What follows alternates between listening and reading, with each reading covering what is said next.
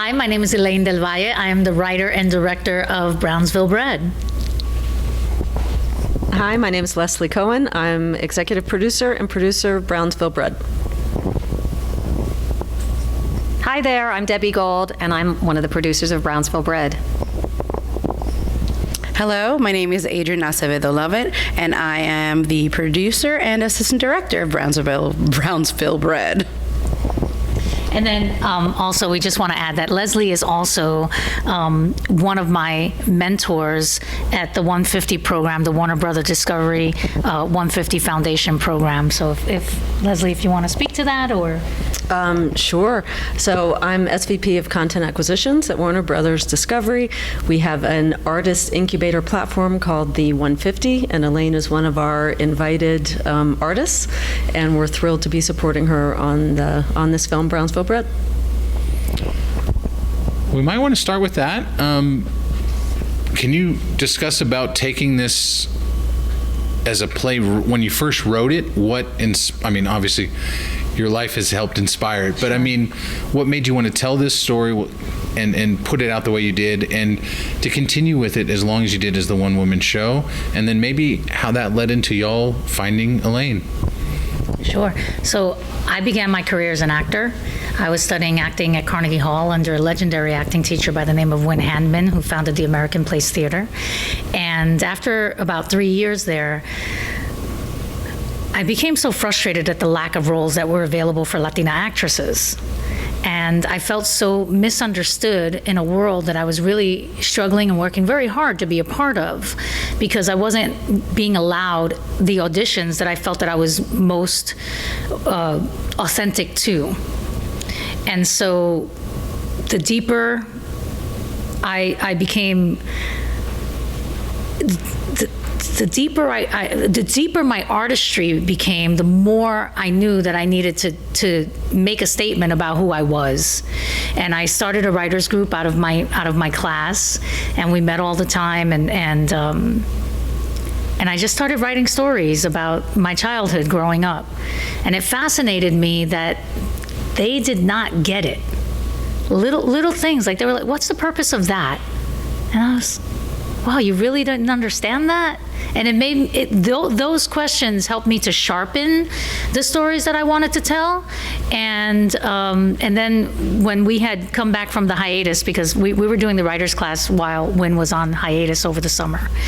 And when we came back, I just said, I'm going to put something on its feet, Win. And it was my first scene of Brownsville Bred. And Win is very well known for having helped other people do one-person shows like John Leguizamo, Sarah Jones, and many other amazing artists that try to go to Win just to do a one-person show. And he constantly says, you're not going to be doing your work in this class. But when I put up the first scene, he told me, you must keep writing this. And it was so encouraging to me as an artist that he would say that to me, because as a Latina, even growing up, you're not encouraged into this field. And so when you have someone that you deeply respect, like I respect these ladies sitting next to me, believing in me, that gives me so much even more desire than I have, because I want to do it for us too. I want to do it for us, and I wanted to do it for him, and I wanted to do it for me, and for everybody that doesn't feel comfortable enough to be as vulnerable as the story allows me to be as an artist. With your long, extensive background in casting, when you decided to take this from the stage and give it a different format, did you already have people in mind? Were you already thinking of the cultivation of like the different actresses you could give an opportunity to play, not just Elaine, but the different roles, and thinking of all the people you gotten to see go on and how that could be the pool of talent because your opportunities that have opened for you? Yes, so I am the casting director of Brownsville Bred, and I am a CSA casting director. For the last 10 years, I've been doing that job, and I absolutely love it. And I love it so much because I get to know the talent and also encourage them. And when I see someone with so much talent, or raw talent, or maybe someone who is less seen, I like to encourage those people and say, we need you. We need you. So over the years, I definitely have been collecting people that I really admire, that I would like to work with, and I continue those relationships, whether it's for my films or for the films of others, and also just to make them know that I see their talent. And very often over the years, it's proven to be that I'm spot on. Like I see something, I tell them, and then like that, within just a little bit of time, they are series regulars, stars of things, and moving forward. So yes, I'm keeping my eye out, and when there's something special like Brownsville Bred that comes along, I also understand that it can be a vehicle for these folks that aren't always written for by writers. And in the case of Latino actors, if it's about a Latino family, yes, there are more, but there are so few stories like that. And then also, if it's just a story with many diverse characters, usually when people cast it, they're like, okay, we have our Latino, like one. Or we have our Black person, one. We have our Asian person, one. And then that makes them feel like they've covered it. So not in the case of my casting company ever. And definitely I feel so blessed to have so many great relationships with people like Karina Ortiz, who played the mother. And I just called her up and I said, please, will you, I need to present to my 150 people, to my producers, please will you audition? And really, for something that is, an indie project that pays it's under such a minimal contract, but these actors understand the value of the story, the value for the general public, for the audience watching it, and the value for their own careers. And they also, thankfully, Karina was one person who had actually seen my one-person show, as was Susana Guzman, who's an Emmy nominated actress for The Unbreakable Kimmy Schmidt, who also grew up in Brownsville, ironically, came to see the show, and when she saw that I was casting it, she petitioned me for it. And I was like, wow. And then Leslie said to me, her. And I said, do you know the woman that you chose is actually from Brownsville? So, and Javier Munoz, was Hamilton in Hamilton, sings like a dream, and the character is a singer. So we actually captured all of his singing on set, live. We didn't go into a studio. Of course, we couldn't afford it anyway. But we captured it on set live. And Summer Rose Castillo, I cast her for Alma's Way, which is a Fred Rogers production, a new animated series on PBS Kids, and I discovered her. And I gave her her first job doing that. She's still doing it. We just started our second season at Fred Rogers Productions, Alma's Way, and she's my star, and I see it. And now moving forward, as we move forward into the further acts of Brownsville Bred that we're going to be filming, we're casting the teenage version of Elaine, and it's an embarrassment of riches, because I've narrowed it down now to two young women that I'm just crazy about, two teenagers that I'm crazy about. They're both going to be in the film. One of them will be Elaine. Leslie, I'm curious, as far as Warner Brothers putting their weight behind someone like Elaine, is it because her vision is so broad thinking that it's not just a one-act play bringing that to life? It's a whole potential series, films, and like we were talking about before, you can go to so many different characters and so many different levels. Her vision seems so grand. Was that what caught the eye of wanting to back her and do this project? Absolutely. The 150 program really is, the motto is artist first. It's about the vision of the artist, not necessarily about the final acquisition of the piece. It's really development of content. So it's really an investment and a vote of confidence to Elaine as a creator. I met her because of her one-woman show. People on our team had seen it, and I went on to license other pieces of content from Elaine over the years. So it's been many different projects that she's worked on that have shown us what she can do, and she received a 150 grant for Brownsville Bred, and we're just so excited to see what's next. But other than that support, absolutely, and vote of confidence, I'm one of the crew on this team, on this fantastic team, and learning so much myself about how she puts things together, her vision, her attention to detail, her fabulous way of connecting with actors, particularly children. So it's just been a joy.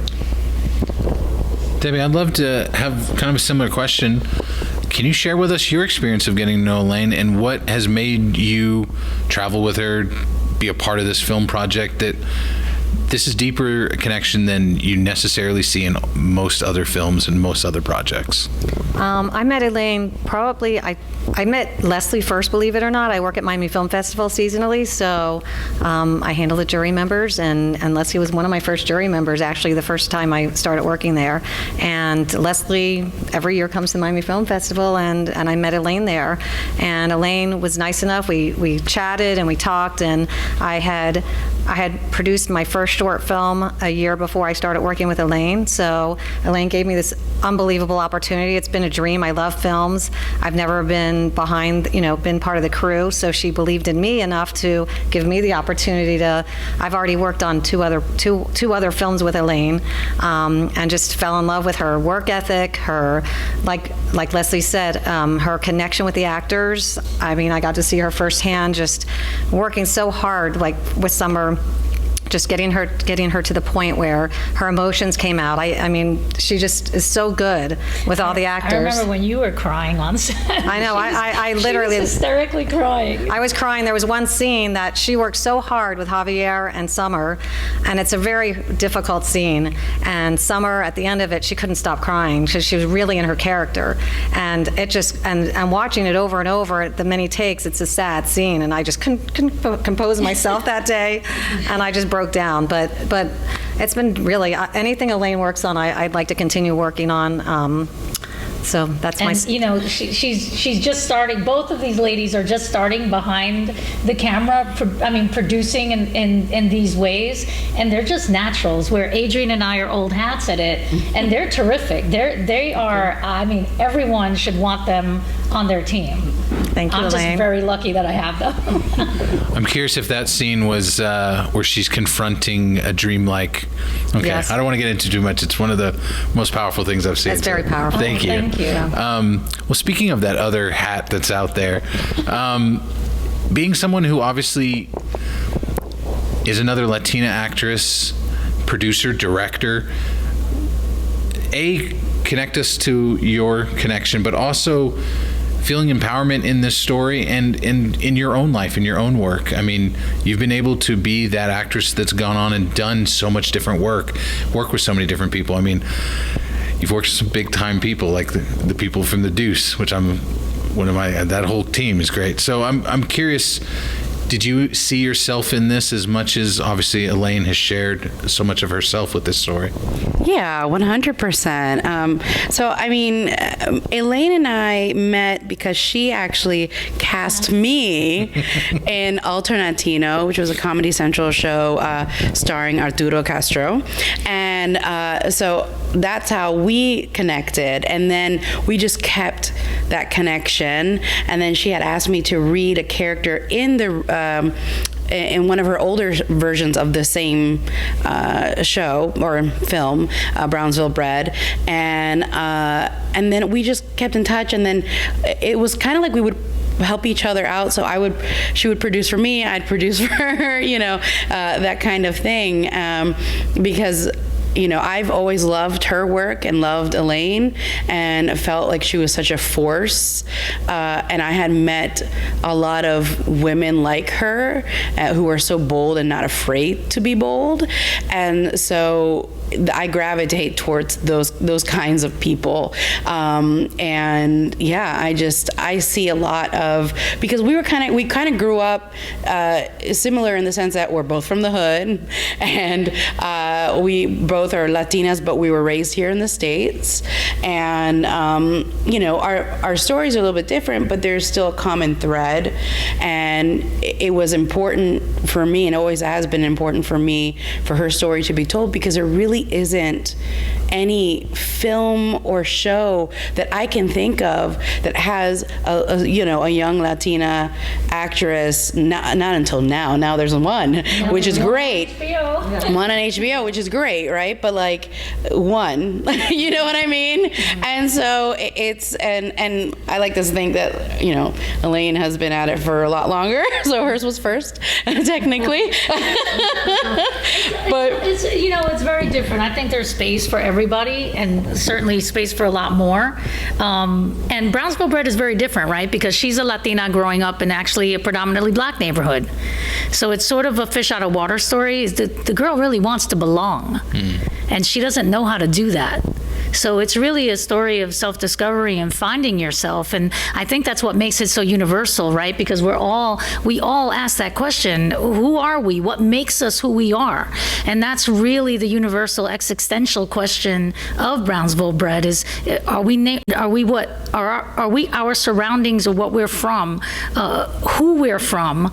What is it that makes us who we are? And I think that the film, what we filmed and what we will continue to film, definitely explores that, along with really revealing the pitfalls of generational poverty, which is really important to me, because I want it to be, if I would have seen it when I was a kid, I want it to be entertaining, that I see myself in it, but then also that I can learn from it and learn to avoid those pitfalls, see them when they're there, so that I can recognize it. And then I think also, Gina Davis Institute, see her, be her. Amazing. Yes, I want little girls who are Latina to see that girl and know that they can do that, know that they can be that girl, know that they can be on a screen. But I think it's equally as important for other people to see her. For other people to see her, acknowledge her, for the voice to be dignified and authentic. Because so many times people are putting us in it's very true. It's a true story. My father was an amazing musician, had so much swagger and love and joy, and he was a struggling addict. Now on paper, that looks terrible.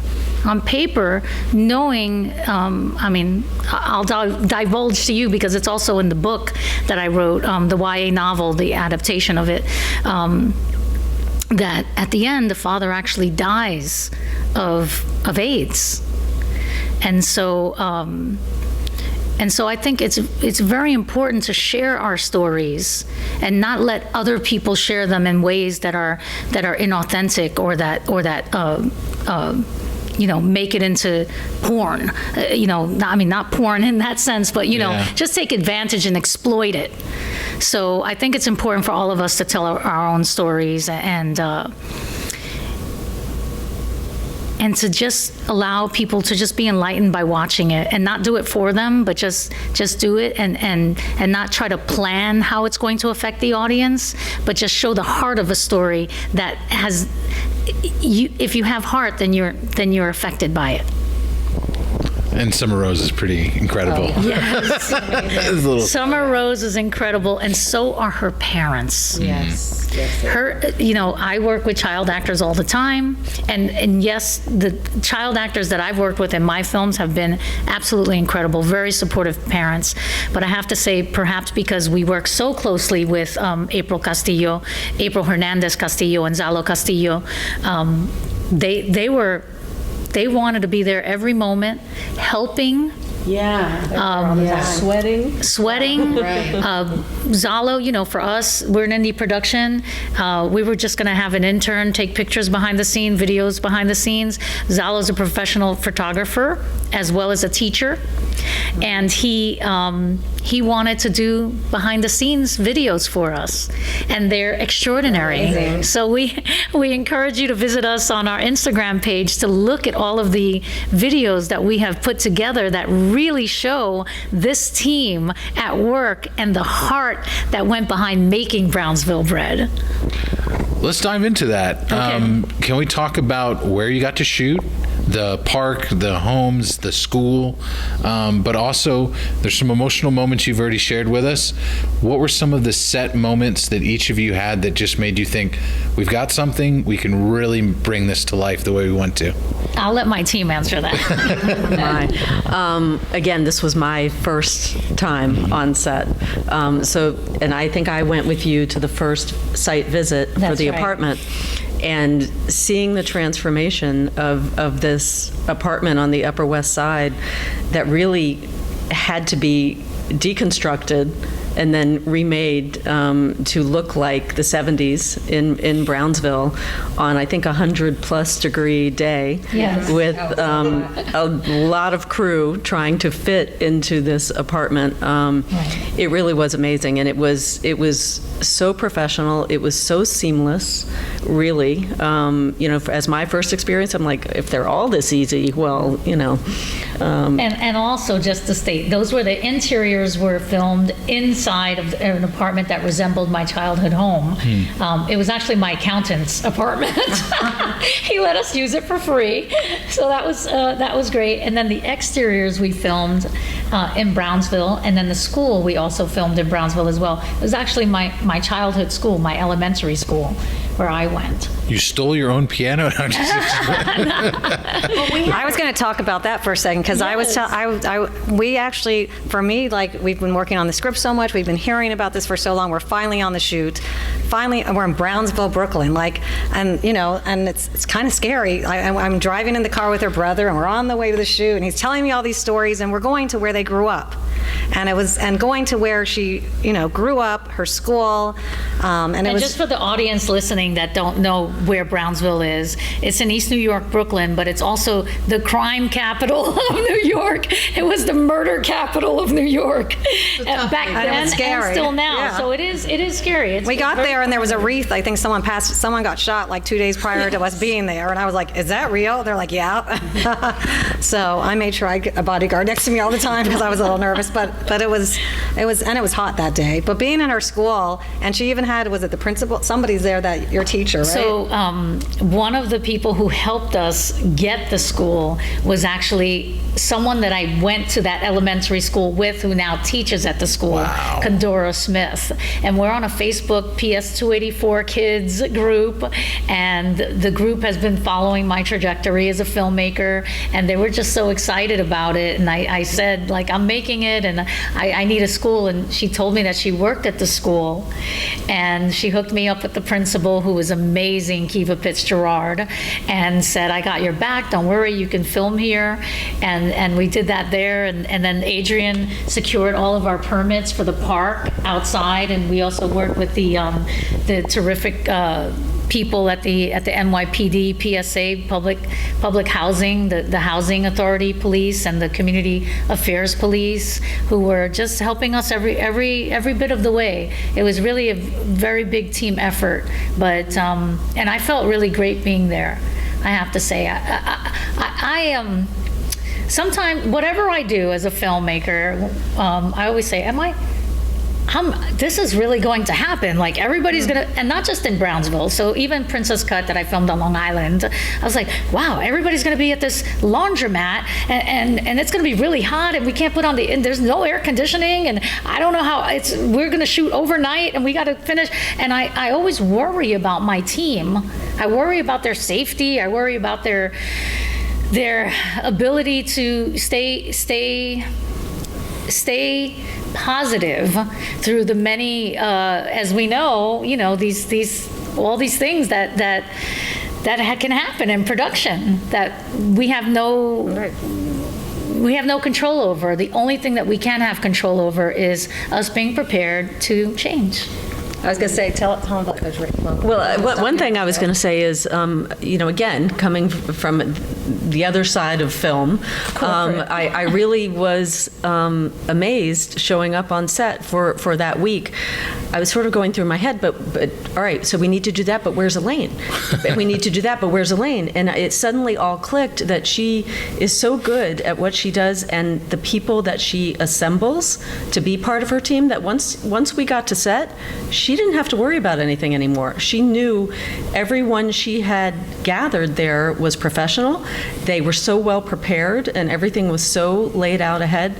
It was like clockwork. They knew what they needed to do. So that part was a bit of an enlightenment for me to know that, okay, once you're at showtime, everyone has their job, and they do it. Yes. And they really did. And I have to say, I'm gonna say, yeah. Talk about some of yours. on that note and everything. I mean, we had such a great crew, and that really rolled with the punches, but because Debbie and Leslie had never been on that crew side before, they were so great at being everything and anything we needed. Yeah. So it was just like, I would ask them, like, yeah, can you do this? Can you do this? And they would just run. And they just ended up. We put floors down. Yeah, I felt like I threw so many things at them, and they were so amazing to just roll with it and make it happen.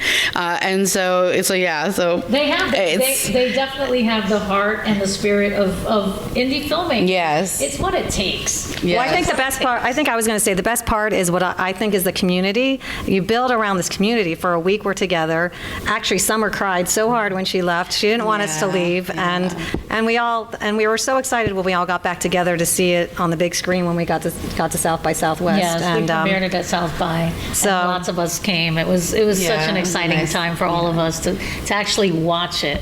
Not for me. I was like, oh. And I just want to give a shout out to our production designer, because she was wonderful, Mary Markson. Yeah. She was fantastic. And our cinematographer. And our cinematographer is Dustin Ward. Yeah, Dustin Ward is amazing. He doesn't realize how good he is. And our editor and producer. Talk about that camera he had. The camera he had this huge camera over his head. It was like, right? The camera. That's just a part of the gear. I know, but it was but even the rental house company that came with us to South by Southwest and promised us that they were going to help us even more than they did this time in terms of how they could give us discounts, because I don't want it to be mistaken that we are picked up by Warner Brothers Discovery. We were given a grant by the Warner Brothers Warner Media 150 Foundation program, Artist First program. So we very much are still the indie filmmakers who definitely are looking for more backing in order to continue telling our story. And we actually got another grant from them, so we're very fortunate to have that. And we're talking to other potential partners that are going to help us finish what we started. And we're definitely going to pick up the camera again soon with what we have, but it's still not enough to finish yet. So we're just we keep working in the direction of, okay, we're just going to do the work. We're going to shot list it. We're working on locations now. We're meeting with producers in Puerto Rico, because the third act actually brings us to Puerto Rico, where Elaine's dad has been recovering from his addiction for years. So when we pick up in our second act, Elaine is a teenager who has not seen her father in 5 years. Wow. And because of the circumstances of growing up in Brownsville drive the mother to fear the road ahead for Elaine. And so she ends up sending her to Puerto Rico to visit with her estranged father begrudgingly. I mean, she really doesn't want to be there. And that's where they really have moments to reconnect. And so I feel very strongly that without me having reconnected with my dad and releasing myself of the shame of not just where I grew up, but also his addiction and his dying of AIDS, those things, I mean, there's a stigma that goes along with it that really affect your self-esteem.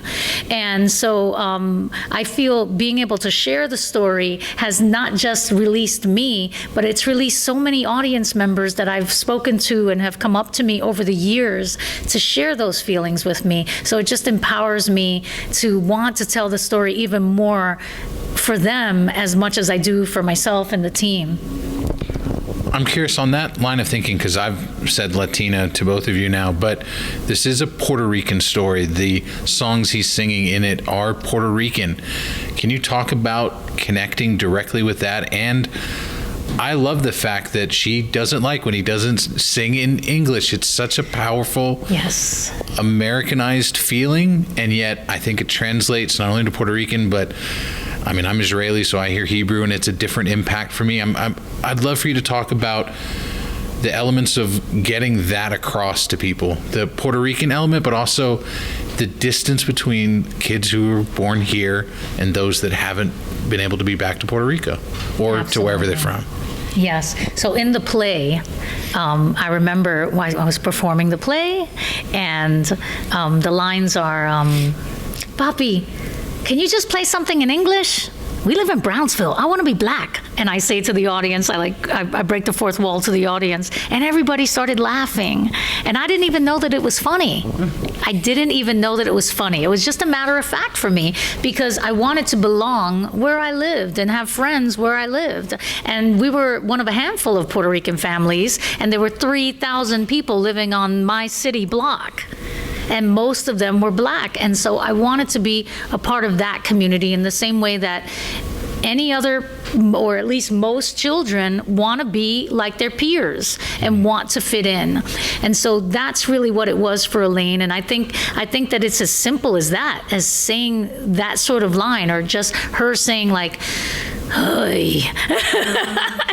I mean, you see it all over her face, just like, and it's really funny to know that, but it's also, it's really wonderful that Manny, that my dad and Javier Munoz, who plays Manny, the father, is overjoyed with and has so much pride in his music and in his culture. And Elaine doesn't have that yet. There is a journey that transpires there. It's my own journey. It's not a hit you over the head, on the nose journey, but you feel it. Because leaving Brownsville, and that's why in the film, in what we film, it's really important that we stay in Brownsville as long as possible and not leave it until we get to Puerto Rico. Because that is going to be something that really changes her life.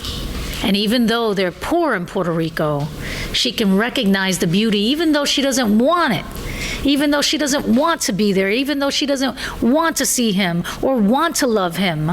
There's so much that happens that she cannot hide from herself how she feels. And there are moments of discovery there that are so touching to me. Even when I think about them, I could cry, and not because I lived it, because I've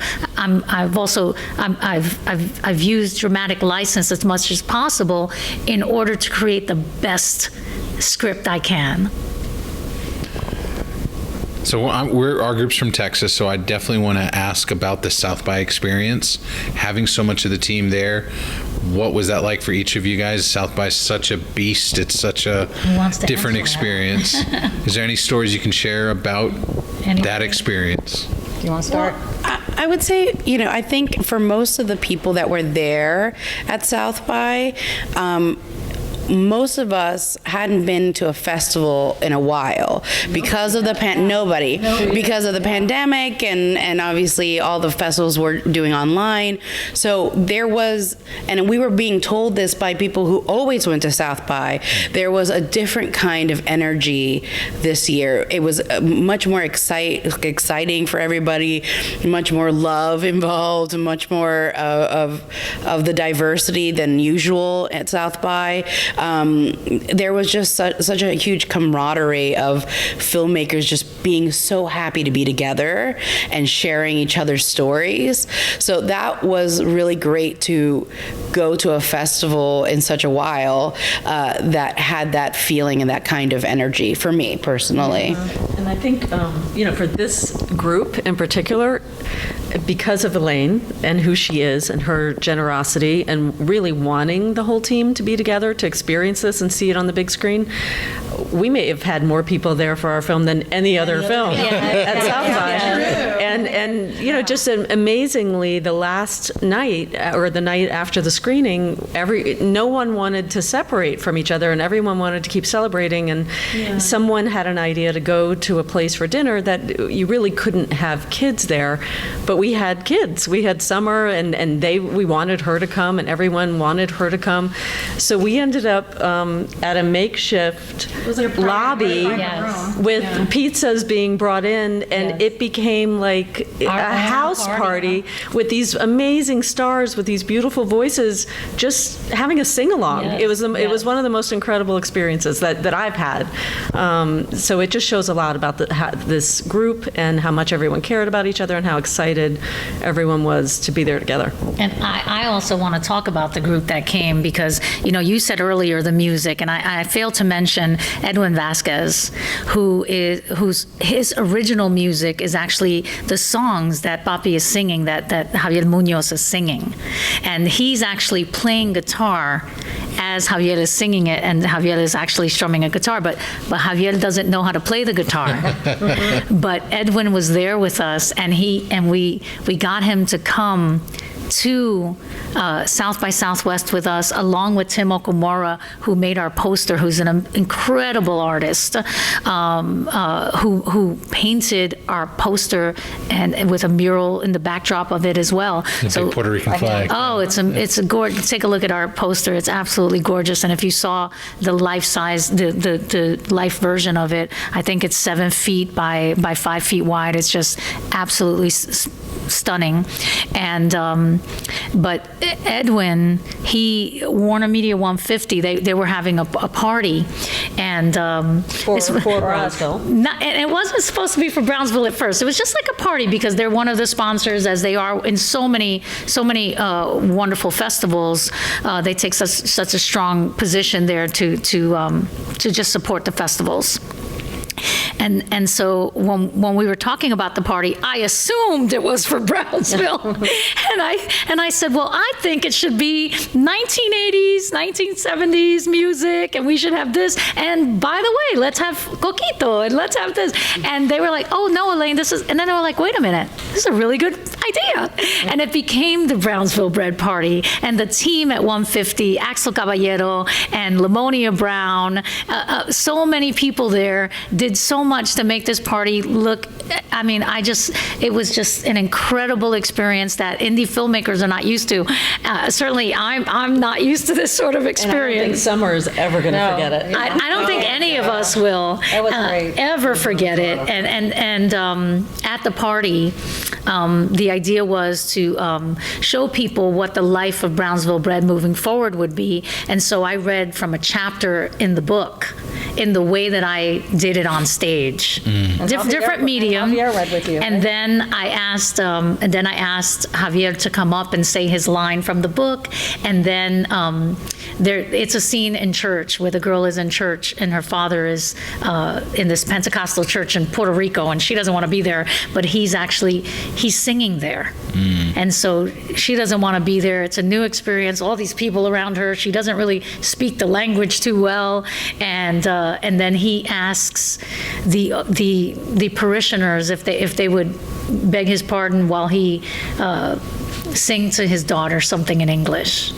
And then I looked over to Edwin Vasquez, who came to South by Southwest with us, and he sang and strummed his guitar, and it was the most beautiful song.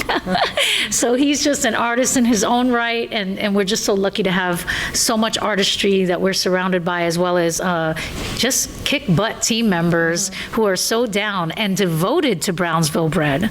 So much so, like my my cinematographer is like, I need to know when we're picking up the camera again because I want to make sure that I'm not away or take any other jobs. So this is the kind of dedication that we found coming from all of our actors and teammates that really make me know and make me even more confident that what we are delivering is really something that should be seen as going to be loved just because of the love that it took to make it. So I'm going to keep on this family dynamic because I think it's an important thing. Y'all are the biggest group of people we've interviewed here at the festival.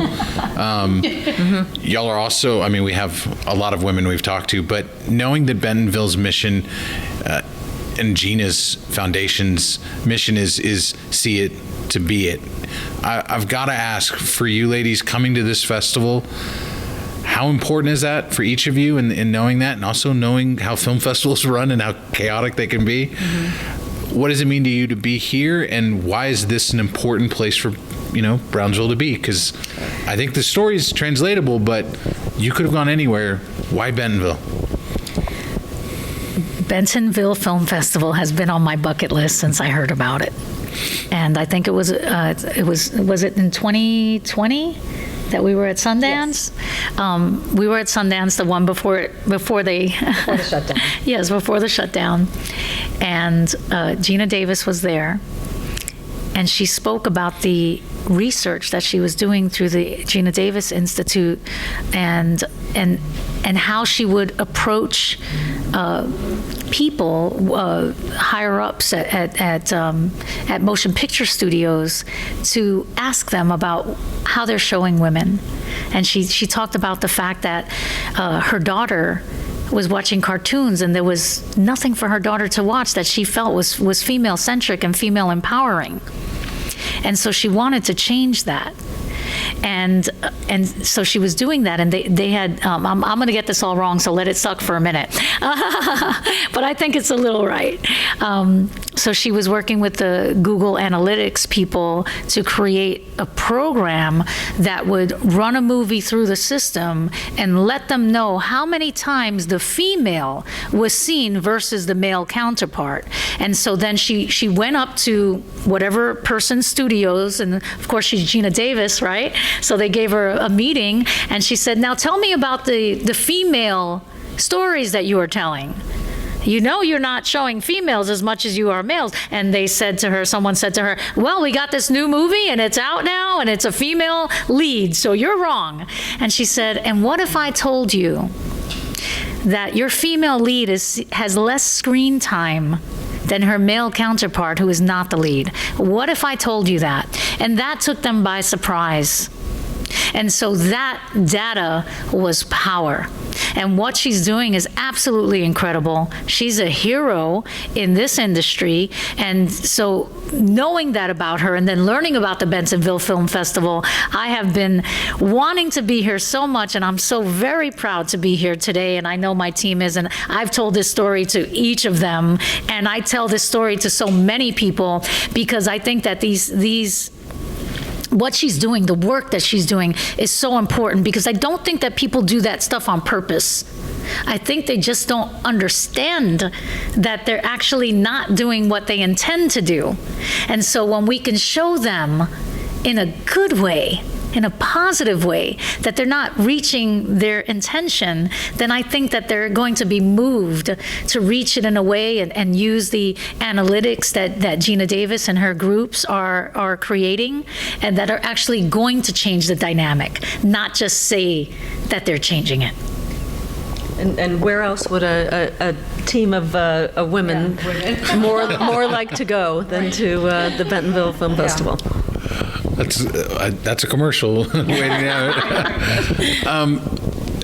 I'd love to know if you had an emotional moment during the production. Is there a scene, or maybe from your book, that stands out to each of you personally, how this story has read to you and why this story is so universal even though it is so specific?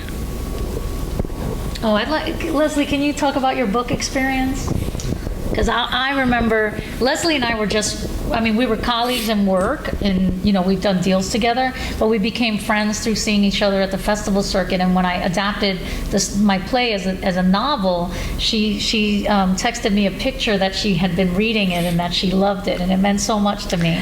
Yeah, I think that really was the moving moment for me when I read the book adaptation, the YA novel.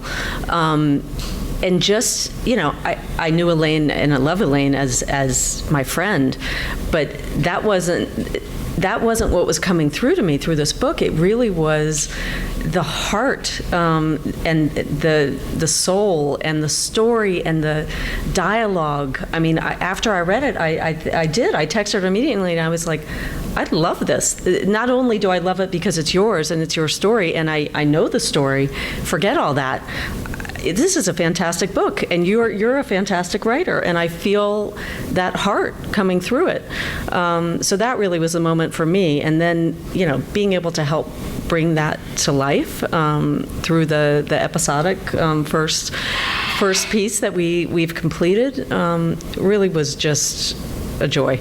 Just a joy, and we're so excited for the next steps and to complete it as a full piece of content, and then see where it lands.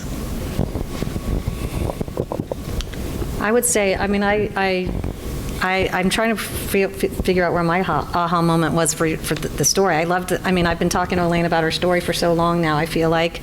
And just everything, I feel like, it's, like you said, it's a universal feeling. It's nice to see joy. Like, she grew up in around in the projects, but their family also experienced a lot of joy. They had a lot of love in their family, and there's so much heart there too, even though there's so much, you felt all that love in your family, and then they had this struggle with your dad, and just, I feel like that universal story, I liked it because I think a lot of people could relate to it. We talked about her one-woman show a lot, and how people came up to her after the show, and you didn't even realize that people were even taking all that in. All sorts of people would come up to her after the stage play, and just talk about their stories and thank her for sharing some of that.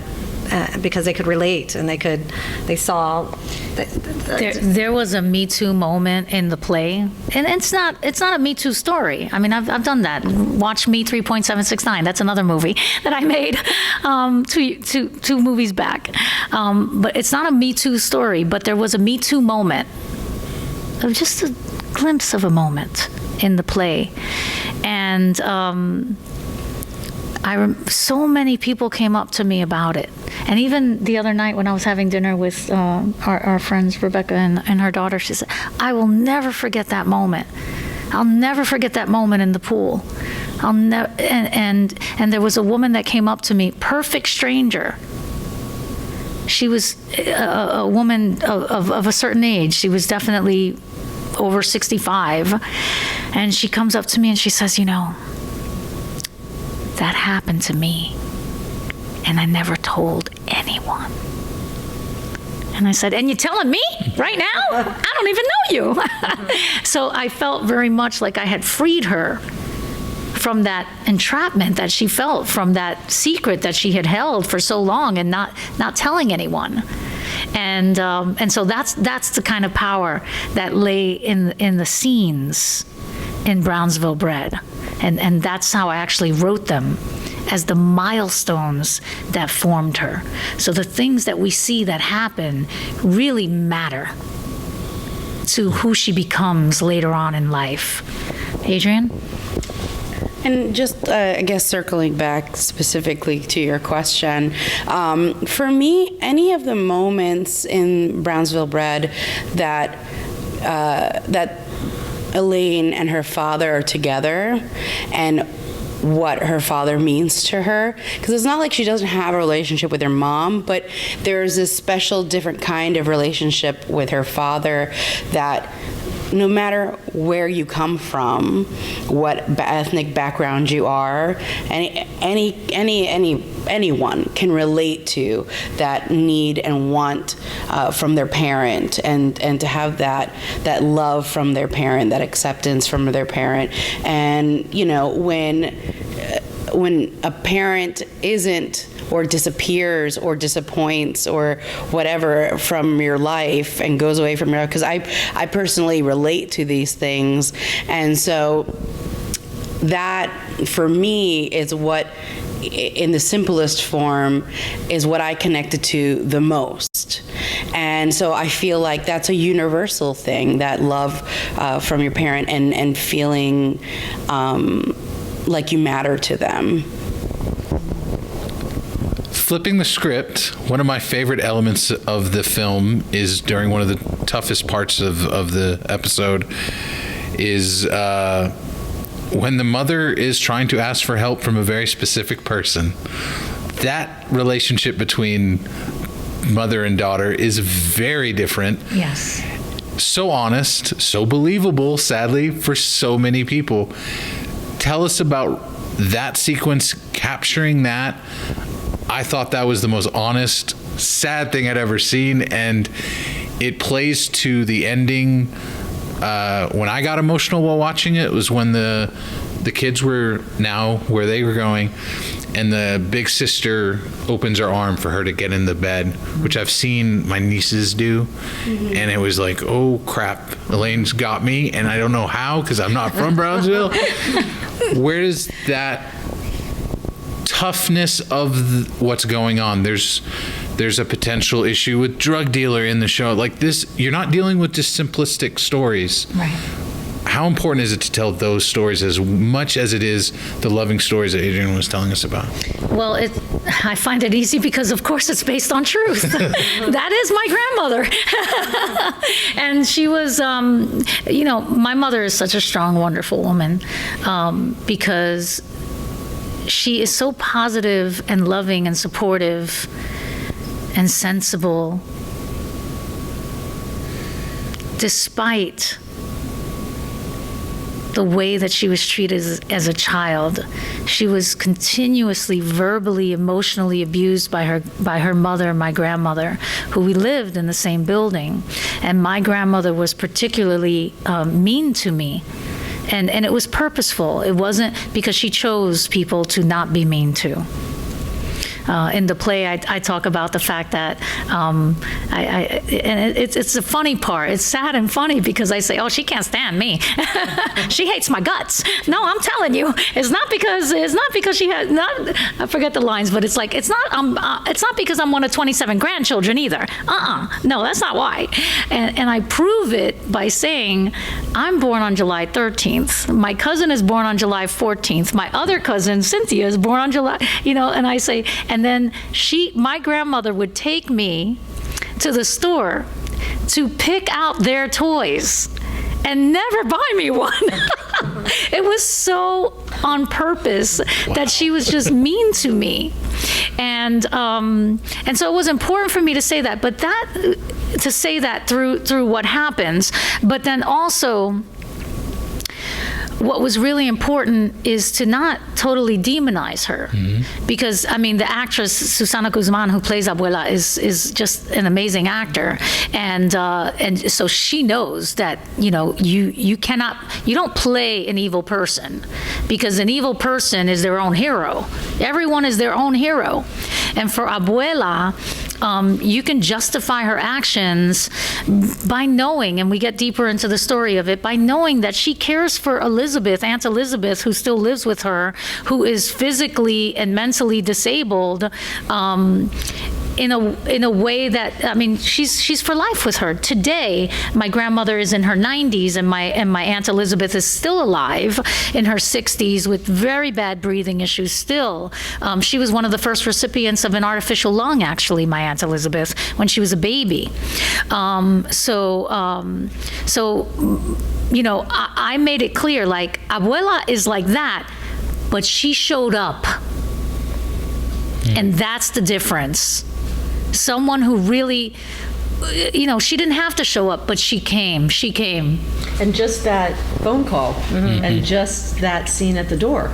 That's it. Yeah. And she did. And that shows you so much. Yeah. And she did say to her, I told you I told you not to do this. Yeah. So she's been warning, so she thinks that she's doing it for their own good. And so that's how I like to approach the character of Abuela, because so often living in places like Brownsville, you become anesthetized to the things around you, to crime, to, when I was 11 years old, there was a guy who was just like shot right there, right in front of me. And then there was a little girl who ran across the street for a free lunch and got hit by a truck. And I was watching it out the window. And then there was this one that died. And this boy died at 15 and we don't even know why he died. And then somebody who didn't show back up at school. And I was like, what happened to Jesse? Oh, that happened to Jesse. So all of these things, you become anesthetized to the things around you. And Abuela, as much as she abused my mother as a child emotionally and still emotionally, I have to say, and verbally, my mother's father was physically abusive to them.